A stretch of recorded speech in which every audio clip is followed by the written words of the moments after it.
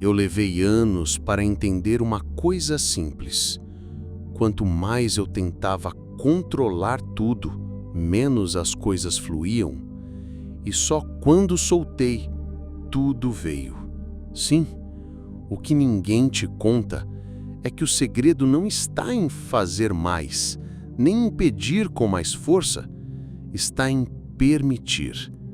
E permitir não é desistir, é confiar tanto na ordem do universo que você para de sabotar o processo.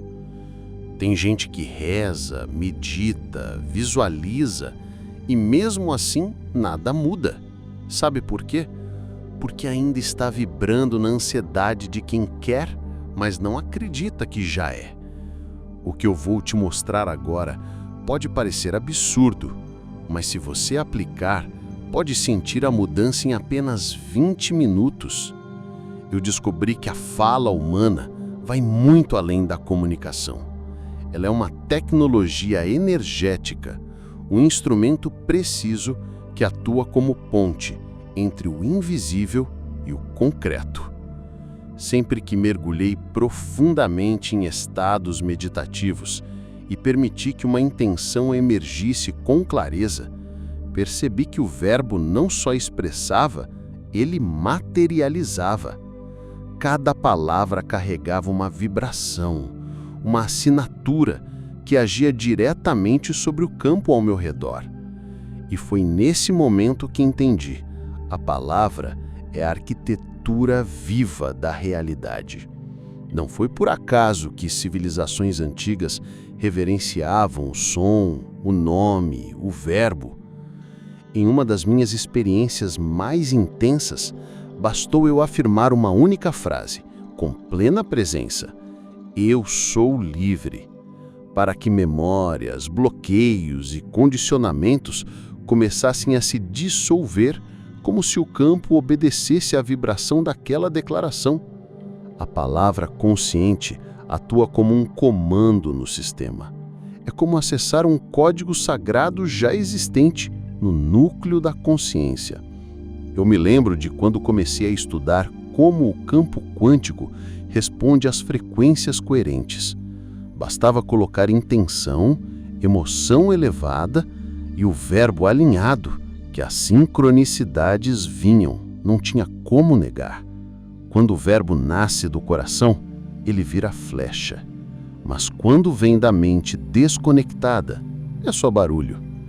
Por isso, cada frase que uso precisa ser escolhida como se fosse um decreto divino, porque é isso que ela é. Mesmo nos dias em que tudo parecia desabar, quando eu dizia, eu escolho confiar, algo mudava, não fora, mas dentro. E essa mudança interna gerava impacto externo. O verbo criador só funciona quando existe congruência, quando o que penso, sinto e digo estão dançando na mesma frequência. Essa é a verdadeira alquimia da manifestação. Não tem nada a ver com repetir frases vazias, tem a ver com incorporar a verdade que estou afirmando. Mas foi só quando compreendi a diferença entre pedir e decretar que tudo se reorganizou numa escala completamente nova. Foi aí que percebi que enquanto eu pedia, ainda duvidava, mas ao decretar, eu estava assumindo minha natureza divina. Houve um tempo em que eu pedia cura, pedia abundância, pedia sinais, mas com o tempo percebi que cada vez que eu pedia, eu confirmava para mim mesmo que ainda não tinha. E foi aí que a ficha caiu. O ato de pedir nascia de um estado de separação, de escassez, de um eu que acreditava estar longe da fonte. E tudo que a gente afirma com convicção emocional se torna real no campo quântico. Eu estava criando exatamente aquilo que queria evitar. A mudança veio quando eu parei de suplicar e comecei a decretar. Decretar é um movimento completamente diferente. É uma escolha feita a partir da certeza e não da dúvida. Eu não dizia mais, por favor que eu seja saudável, mas sim, eu sou saúde em manifestação. Não tinha mais um será que vai acontecer, mas sim um isso já é. E isso não era só um jogo de palavras, era um deslocamento completo da minha consciência para uma nova identidade. O decreto é uma afirmação vibracional. Quando eu decreto, não estou tentando convencer ninguém, nem me agarrando a uma esperança. Eu estou simplesmente reconhecendo uma verdade que já existe em outro nível. O campo quântico responde à coerência, não à carência. Então, se eu vibrava como alguém em falta, mesmo com palavras bonitas, nada acontecia. Mas quando comecei a emanar a certeza, tudo começou a se alinhar com uma precisão até assustadora. Eu me lembro de um exercício que fiz por semanas. Todas as manhãs, antes de qualquer outra coisa, eu declarava com o coração aberto frases como: eu sou prosperidade em forma viva. Eu sou a própria cura acontecendo agora. Não era sobre repetir, era sobre me tornar isso. Era sobre fazer as células do meu corpo sentirem o que minha mente afirmava. E quanto mais eu sentia, mais o universo respondia com sinais, pessoas, oportunidades. Essa distinção entre pedir e decretar mudou tudo. E quando percebi o impacto que isso causava no meu campo, entendi que a chave estava em uma fé diferente, não cega, mas vibracional. Uma fé que eu não precisava forçar, porque já estava impressa no meu ser. Eu nunca acreditei que fé fosse simplesmente repetir que algo vai dar certo enquanto se duvida por dentro. Isso para mim é fé cega. E eu precisei quebrar muita expectativa para entender que a verdadeira fé não vem da mente, mas da vibração. É algo que pulsa, que se reconhece, que se sente sem esforço. Quando eu me conecto com essa memória espiritual, esse saber antigo que mora no silêncio do ser, a fé não precisa mais ser fabricada.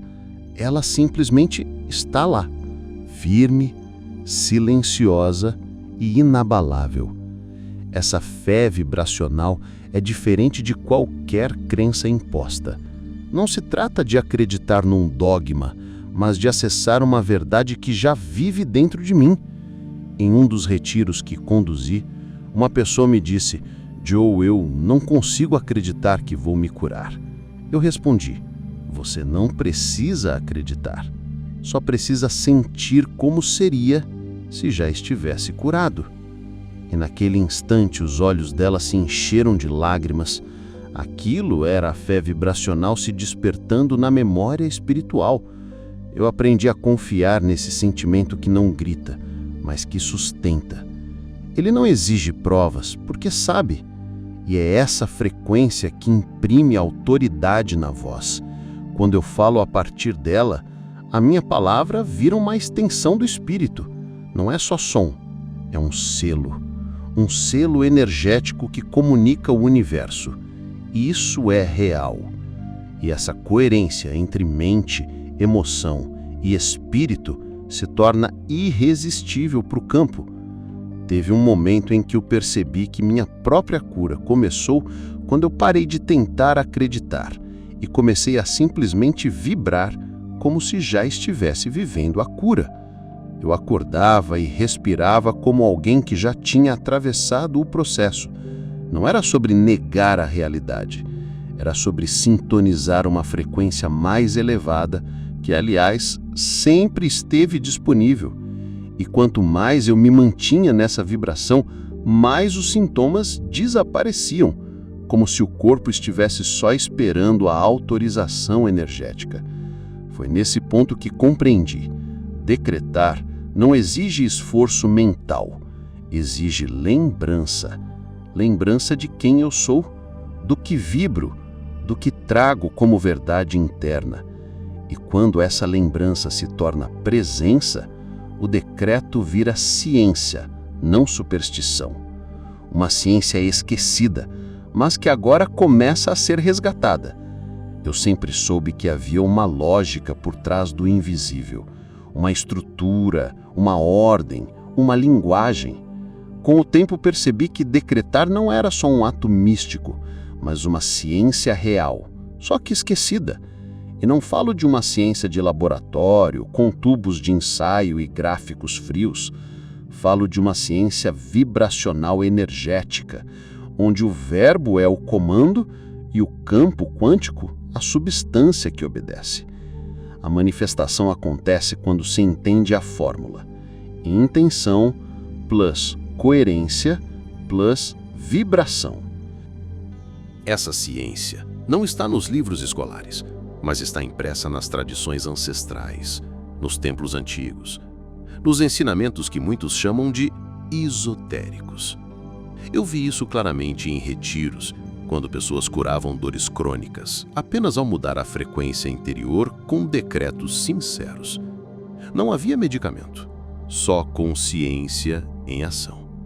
A vibração do decreto alinhado tem mais impacto sobre a biologia do que muita gente imagina. O problema é que fomos ensinados a falar com o universo como se ele fosse um juiz, um chefe, um mestre distante. Mas o universo não entende súplica, ele entende vibração. Então, quando alguém diz, por favor, me ajude, mas vibra medo, o campo responde ao medo, não à frase. Foi duro reconhecer isso em mim. Em vários momentos percebi que, embora minhas palavras fossem fortes, minha energia ainda estava presa na escassez. Comecei a fazer experimentos comigo mesmo. Em vez de apenas declarar, eu passava alguns minutos antes me alinhando. Respirava, acalmava o coração, lembrava quem eu era.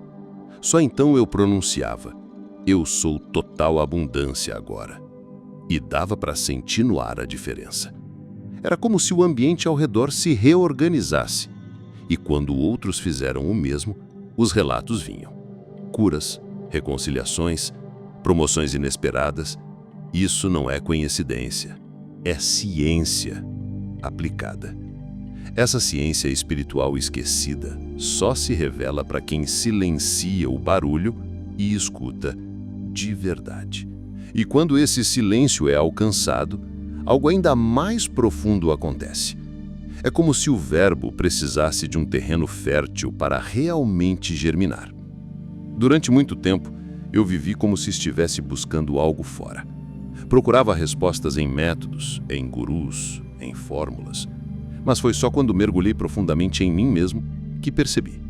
Eu havia esquecido do trono. O trono interior. Aquele espaço sagrado onde não há dúvidas, onde tudo já é. E o mais irônico é que enquanto eu vivia como um mendigo espiritual pedindo migalhas de manifestação, esse trono sempre esteve aqui, intocado, esperando que eu lembrasse. Retomar o trono não é um ato de ego, é um ato de soberania espiritual.